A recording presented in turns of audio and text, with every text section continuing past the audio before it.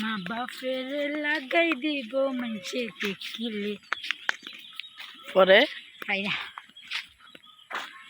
কি পরিমাণের মাথায় তেল আর পানি দিছি আমি, কি পরিমাণের ব্যথা যে আজকে 3-4 দিন ধরে আমার করতেছে মাথায়। আজকে না পাইরা সাজিদের বাবারে ভিডিও কল দিয়ে আমি সেই কান্না করতেছি। পরে সাজিদের বাবা আমার কান্না দেখা বলতেছে, তুমি আর কান্নাকাটি করো না, তুমি ঢাকা আসো, আসলে তোমার আমি বড় হসপিটালে নিয়ে যাবো, নিয়ে তোমার চিকিৎসা করবো। আসলে আমার কিছু কাছের মানুষ আছে, তারা মনে করে কি আমি বাসা বাড়িতে থাকি দিকে আমি একদম সুস্থ একটা মানুষ, ফুরফুরে একটা মানুষ। কিন্তু আমার শরীরে বলতে এই মাথাটায় কি রোগ আছে আমি জানি না। হ্যাঁ, আর কই যাই? ওই যে মার কাছে যাই, মা গেছে গাই দিক দিয়া। মানে মাথায় কি পরিমাণে রোগ, কি রোগ আছে আমি জানি না। তবে অনেক চিকিৎসা করছি, মাথার কোনো কিছু ধরা খায় নাই। এখন বড় হসপিটালে যাওয়ার বাকি আছে, ঢাকা। তো ঢাকায় গেলে MRI, তারপরে আরও বিশেষ কিছু টেস্ট করলে বোঝা যাবে যে আমার মাথায় কি রোগ আছে।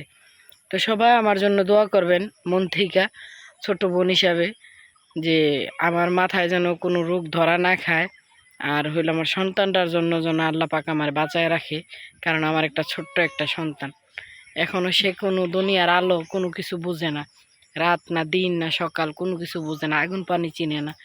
তো আমার সন্তানটার জন্য সবাই দোয়া করবেন, আমার জন্য দোয়া করবেন, যেন আমার সন্তানটার জন্য, আমার স্বামীর জন্য, আমার মা বাবার জন্য আল্লাহ পাক যেন আমার বাঁচায় রাখে। কারণ আমার যখন মাথা ব্যথাটা উঠে তখন আমি কিছু ভালো লাগে না, আমার খুব কষ্ট হয়। এখনও যে আমি কথা বলতেছি আমার খুবই কষ্ট হয়। আমি এই গলা ব্যথা করে, কান নাক চোখ মুখ সব কিছু ব্যথা করে। কার কার এরকম মাথা ব্যথা করে আমি জানি না, চার্জার করে তারা বুঝতে পারবো যে কেমন মাথা ব্যথা এগুলা। তো আসলে সবাই ভালো থাকবেন, সুস্থ থাকবেন। কারণ আমি ভিডিও করি, এই কারণে আমার ভিডিও ছাড়তে হয়, করতে হয়। এই কারণে আমার যতই অসুস্থ থাকি না কেন আমি ভিডিও করতে হয়। আর সবাই লাইক করে দিবেন। জামার হাতা তো সুন্দর না। আর লাবণীর জামাটা কেমন হয়েছে অবশ্যই কমেন্ট করবেন, তাহলে আমি পেজের নাম বলে দেব সবাইকে। স্বপ্না পেজের থেকে কিনছি আমরা এটা।